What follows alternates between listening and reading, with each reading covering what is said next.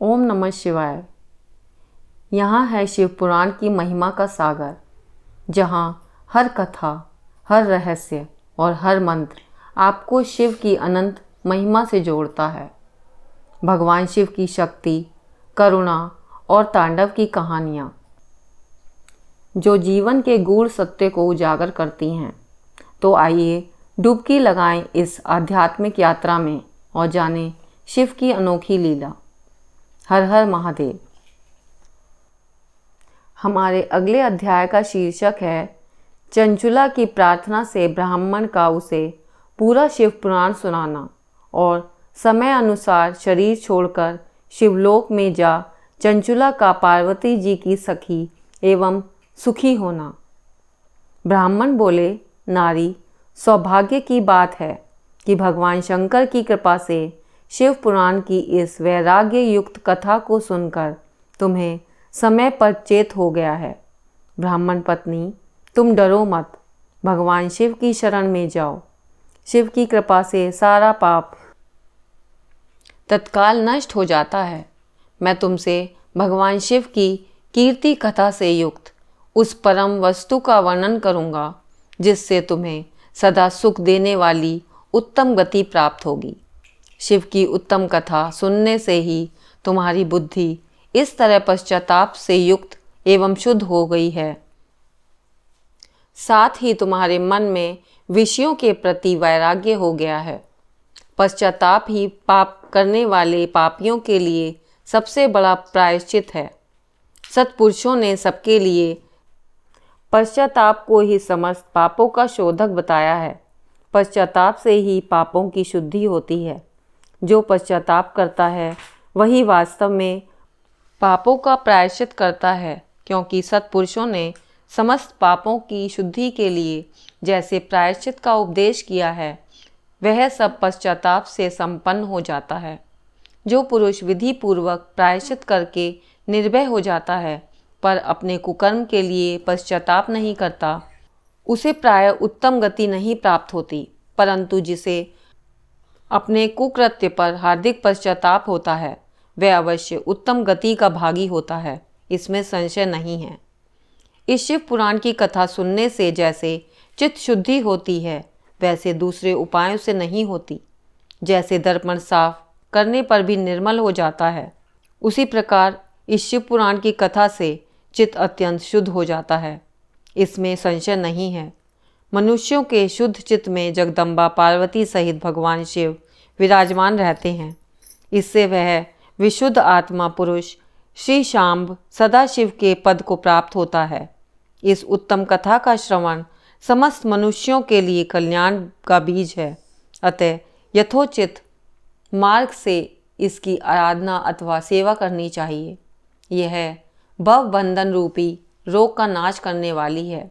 भगवान शिव की कथा को सुनकर फिर अपने हृदय में उसका मनन एवं निधिध्यासन करना चाहिए।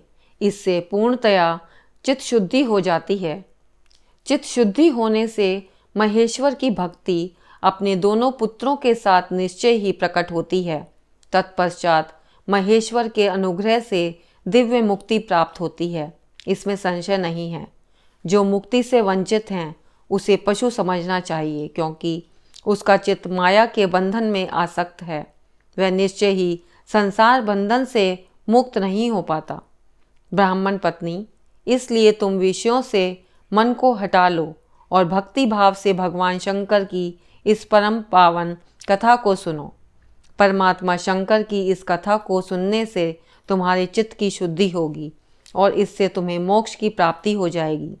जो निर्मल चित्त से भगवान शिव के चरणार विंदों का चिंतन करता है उसकी एक ही जन्म में मुक्ति हो जाती है। यह मैं तुमसे सत्य सत्य कहता हूँ। सूत जी कहते हैं, शौनक, इतना कहकर वे श्रेष्ठ शिव भक्त ब्राह्मण चुप हो गए। उनका हृदय करुणा से आर्द्र हो गया। वे शुद्ध चित्त महात्मा भगवान शिव के ध्यान में मग्न हो गए। तदनंतर विदुक की पत्नी चंचुला मन ही मन प्रसन्न हो उठी। ब्राह्मण का उक्त उपदेश सुनकर उसके नेत्रों में आनंद के आंसू झलक आए थे। वह ब्राह्मण पत्नी चंचुला हर्ष भरे हृदय से उन श्रेष्ठ ब्राह्मण के दोनों चरणों में गिर गई और हाथ जोड़कर बोली, मैं कृतार्थ हो गई। तत्पश्चात उठकर वैराग्य युक्त उत्तम बुद्धि वाली वह स्त्री, जो अपने पापों के कारण आतंकित थी, उन महान शिव भक्त ब्राह्मण से हाथ जोड़कर गदगद वाणी में बोली। चंचुला ने कहा, ब्राह्मण, शिव भक्तों में श्रेष्ठ स्वामिन, आप धन्य हैं, परमार्थदर्शी हैं और सदा परोपकार में लगे रहते हैं, इसलिए श्रेष्ठ साधु पुरुषों में प्रशंसा के योग्य हैं। साधो, मैं नरक के समुद्र में गिर रही हूँ, आप मेरा उद्धार कीजिए, उद्धार कीजिए। पौराणिक अर्थ तत्व से संपन्न जिस सुंदर शिव पुराण की कथा को सुनकर मेरे मन में संपूर्ण विषयों से वैराग्य उत्पन्न हो गया, उसी इस शिव पुराण को सुनने के लिए इस समय मेरे मन में बड़ी श्रद्धा हो रही है। सूत जी कहते हैं, ऐसा कहकर हाथ जोड़कर उनका अनुग्रह पाकर चंचुला उस शिव पुराण की कथा को सुनने की इच्छा मन में लिए उन ब्राह्मण देवता की सेवा में तत्पर हो वहाँ रहने लगी। तदंतर शिव भक्तों में श्रेष्ठ और शुद्ध बुद्धि वाले उन ब्राह्मण देव ने उसी स्थान पर उस स्त्री को शिव पुराण की उत्तम कथा सुनाई। इस प्रकार उस गोकर्ण नामक महाश्रेष्ठ में उन्हीं श्रेष्ठ ब्राह्मण से उसने शिव पुराण की वह परम उत्तम कथा सुनी, जो भक्ति ज्ञान और वैराग्य को बढ़ाने वाली तथा मुक्ति प्रदान करने वाली है। उस परम उत्तम कथा को सुनकर वह ब्राह्मण पत्नी अत्यंत कृतार्थ हो गई। उसका चित्त शीघ्र ही शुद्ध हो गया। फिर भगवान शिव के अनुग्रह से उसके हृदय में शिव के सगुण रूप का चिंतन होने लगा।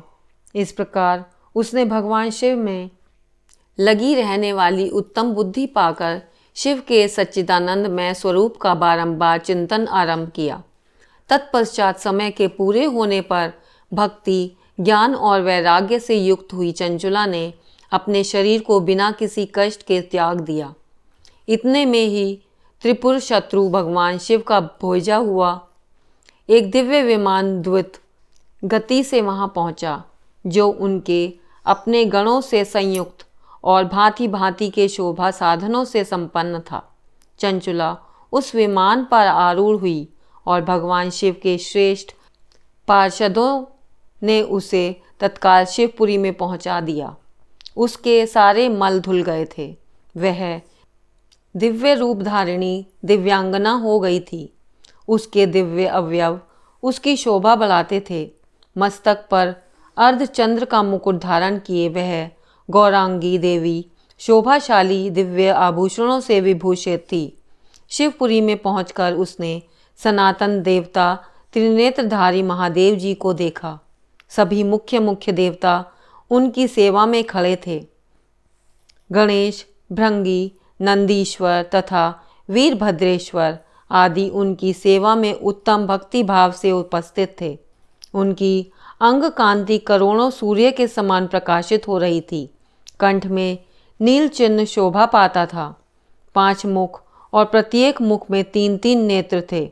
मस्तक पर अर्धचंद्राकार मुकुट शोभा देता था। उन्होंने अपने वामांग भाग में गौरी देवी को बिठा रखा था, जो विद्युत पुंज के समान प्रकाशित थीं। गौरीपति महादेव जी की कांति कपूर के समान गौर थी। उनका सारा शरीर श्वेत भस्म से भासित था। शरीर पर श्वेत वस्त्र शोभा पा रहे थे। इस प्रकार परम उज्ज्वल भगवान शिव का दर्शन करके वह ब्राह्मण पत्नी चंचुला बहुत प्रसन्न हुई।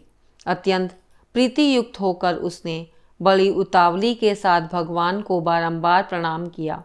फिर हाथ जोड़कर वह बड़े प्रेम, आनंद और संतोष से युक्त हो विनीत भाव से खड़ी हो गई। उसके नेत्रों से आनंद अश्रुओं की अविरल धारा बहने लगी तथा संपूर्ण शरीर में रोमांच हो गया। उस समय भगवती पार्वती और भगवान शंकर ने उसे बड़े करुणा के साथ अपने पास बुलाया और सौम्य दृष्टि से उसकी ओर देखा। पार्वती जी ने तो दिव्य रूप धारिणी बिंदुक प्रिया चंचुला को प्रेम पूर्वक अपनी सखी बना लिया। वह उस परमानंद घन ज्योति स्वरूप सनातन धाम में अविचल निवास पाकर दिव्य सौख्य से संपन्न हो अक्षत सुख का अनुभव करने लगीं। ओम नमः शिवाय।